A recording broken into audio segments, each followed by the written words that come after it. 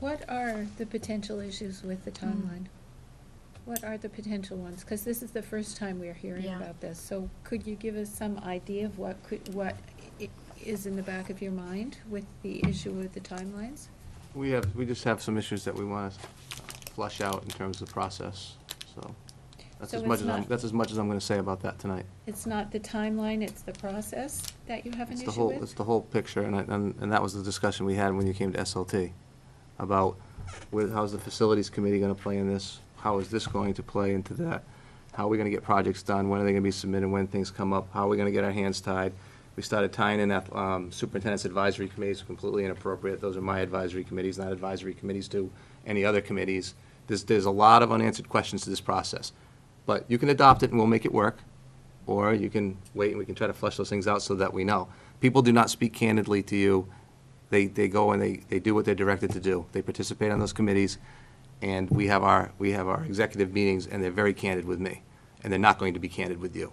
So you can't speak on behalf of my business administrator or my business operations director. You can't. What I think I said was that neither one of them expressed concern about the timeline to us. What you said is if they were here, they would say something different, and that's putting words in their mouth. We have our meetings, they're executive meetings. They don't speak candidly, they don't speak out of turn, they do what they're directed to do.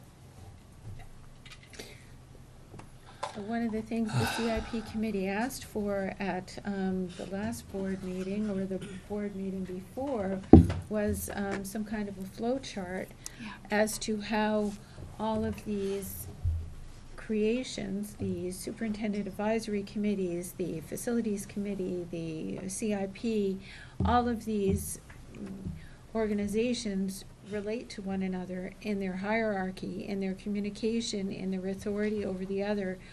It's completely mysterious because it hasn't actually been thought out. And so to delay the best efforts of this committee because of a school board standing committee, because of bureaucratic issues arising around advisory committees, I think is a misstep for this board. Yeah, that's Yes. completely mispresented. There's nothing bureaucratic about it. It has nothing to do with the advisory committees. It has to do with a clear process. And I do agree with you. There needs to be a flow chart. People need to know how the work goes. They really don't. There's the CIP, there's the facilities committee. There's still a lot of confusion as to how things get planned and done here. There is. John and then Jack?